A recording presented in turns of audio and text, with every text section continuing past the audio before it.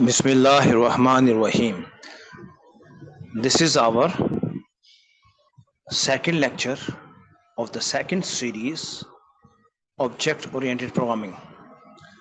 आज के जो लेक्चर का टॉपिक है वो है क्लास इनहेरिटेंस। पिछली क्लास में हमने ये बात की थी कि सॉफ्टवेयर इंजीनियरिंग और सॉफ्टवेयर डेवलपमेंट के अंदर सबसे इम्पोर्टेंट चीज़ जो है वो है सॉफ्टवेयर का रीयूज़। इनफैक्ट सॉफ्टवेयर इंजीनियरिंग और सॉफ्टवेयर डेवलपमेंट के अंदर जितनी भी एडवांसमेंट हो रही है वो रीयूज़ को बेहतर करने के लिए, रीयूज़ को अचीव करने के लिए हो रही है। क्लास इनहेरिटेंस जो है ये एक वे है, एक कॉन्सेप्ट है जिससे हम रीयूज़ को गेन करते हैं।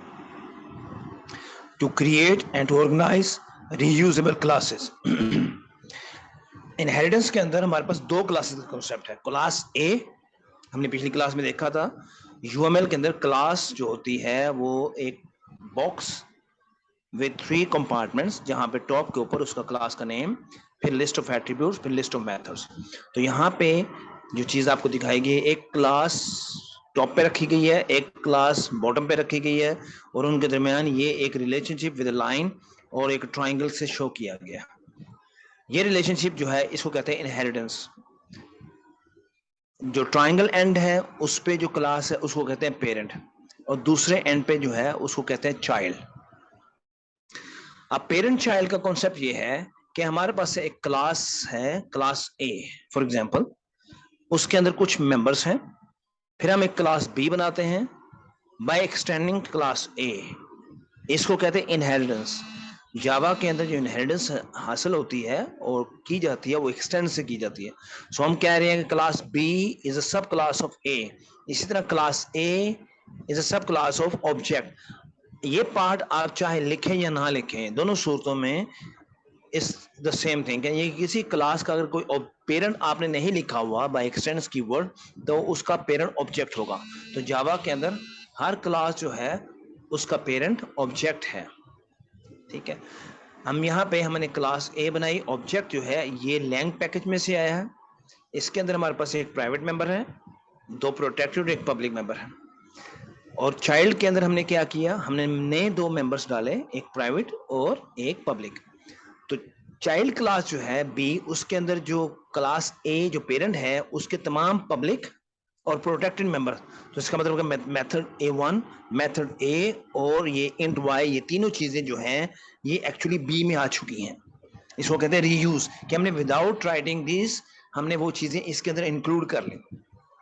तो हमने क्या किया, हमने एक क्लास बी बना ली जो कि कह लें कि इनहेंस वर्जन है या एक्सटेंडेड वर्जन है ऑफ द क्लास ए, जिसके अंदर ए का बिहेवियर भी है प्लस अपना बिहेवियर भी है। अगली स्लाइड पे चलते हैं। तो यहाँ पे एक चीज आप देखें, हमने अभी तक जो क्लास मॉडिफायर्स की बात की, 3 किस्म के क्लास मॉडिफायर्स हम देख चुके हैं, पब्लिक, प्रोटेक्टेड और प्राइवेट। अगर हम कोई मॉडिफायर ना लिखें तो वो बाय डिफॉल्ट उसको कहते हैं पैकेज मॉडिफायर, या वो कोई भी मॉडिफायर नहीं, उसको डिफॉल्ट कह लें। तो डिफॉल्ट की जो एक्सेस है with in the same class या पैकेज। जो प्राइवेट होता है वो सिर्फ और सिर्फ क्लास के अंदर विजिबल होता है, क्लास से बाहर विजिबल नहीं होता। So it's no of everywhere.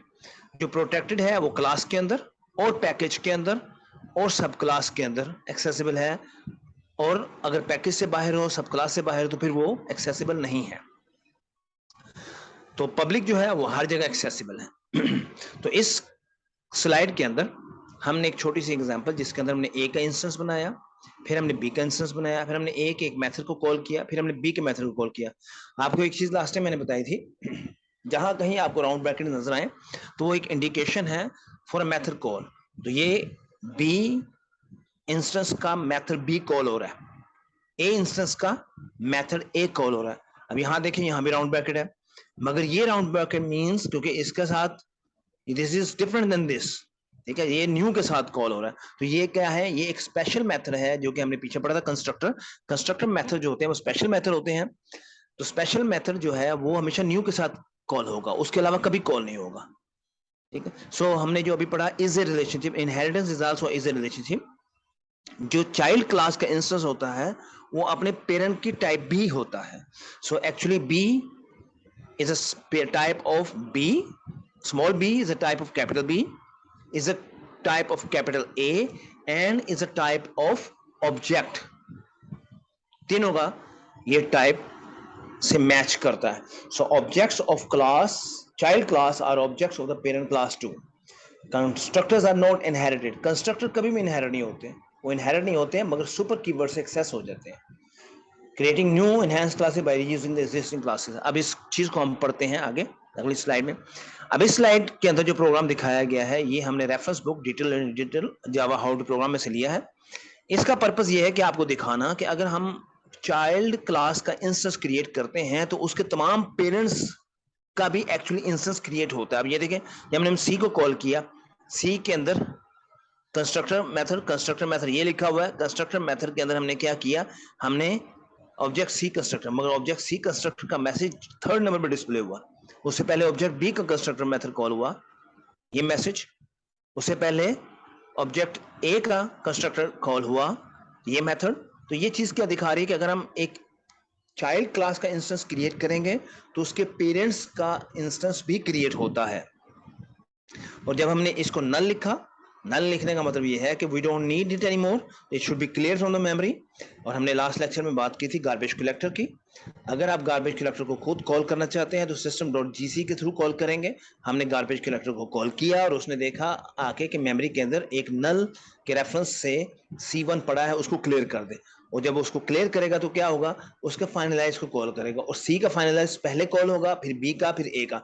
अब ये ऑर्डर देखें, सी का इंस्टेंस हमेशा चाइल्ड क्लास का इंस्टेंस अपने पेरेंट के बाद क्रिएट होता है, मगर चाइल्ड क्लास का फाइनलाइजर अपने पेरेंट क्लास के फाइनलाइजर से पहले कॉल होता है. ये ऑर्डर इंपॉर्टेंट है.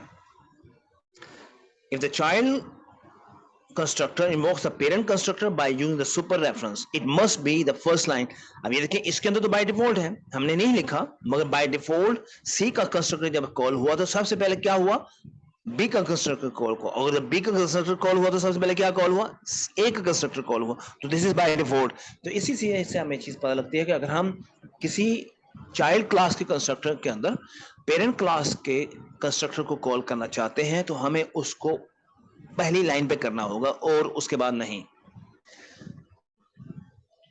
मेथड ओवरराइडिंग का कॉन्सेप्ट. मेथड ओवरलोडिंग हमने लास्ट टाइम पढ़ा था. दो मेथड्स एक ही क्लास के अंदर with the same name but with different parameter list, इसको मेथड ओवरलोडिंग. मेथड ओवरराइडिंग ये है कि दो methods with the same name with the same parameter list but in the different classes in the inheritance chart, एक parent में और एक child में अगर हो और उसका मेथड हम दोनों में डिफाइन करें तो इसको कहते हैं मेथड ओवरराइडिंग. अब यहां पे देखिए, मेथड ए को हमने पेरेंट में डिफाइन किया ए में, फिर हमने उसको उसी मेथड को हमने बी चाइल्ड में डिफाइन किया, रीडिफाइन कर दिया. इसको कहते हैं मेथड ओवरराइडिंग. मगर इसी रीडेफिनेशन के अंदर हमें क्या चाहिए था, हमें चाहिए था कि हम पेरेंट के मेथड को भी इंक्लूड कर लें. तो फिर हमने क्या किया, सुपर डॉट मेथड ए. तो सुपर डॉट मेथड ए से क्या हुआ, हमने उसके इमीडिएट सुपर, एक्चुअली यहाँ पे इमीडिएट पेरेंट को रेफर कर रहा है, तो इमीडिएट पेरेंट जो बी का वो कौन है, ए. सो ए का मेथड ए यहाँ पे रेफर हुआ. Method overriding identify data and procedure from a problem statement. अच्छा, ये जो चीज है कि जब आप ऑब्जेक्ट ओरिएंटेड का जब एनालिसिस करते हैं, ऑब्जेक्ट ओरिएंटेड एनालिसिस के अंदर जब आपको प्रॉब्लम स्टेटमेंट दी जाती है तो उसके अंदर आप डाटा और प्रोसीजर को आइडेंटिफाई करते हैं फ्रॉम द प्रॉब्लम स्टेटमेंट. जो आपके प्रोसीजर्स होते हैं वो नाउन्स होते हैं. आपकी प्रॉब्लम स्टेटमेंट जो लिखी है उसके अंदर नाउन्स, जरूरी नहीं कि सारे के सारे नाउन, मगर कुछ नाउन जो हैं वो कैंडिडेट होंगे फॉर द ऑब्जेक्ट्स सिस्टम के अंदर, और उसी तरह उनका डाटा.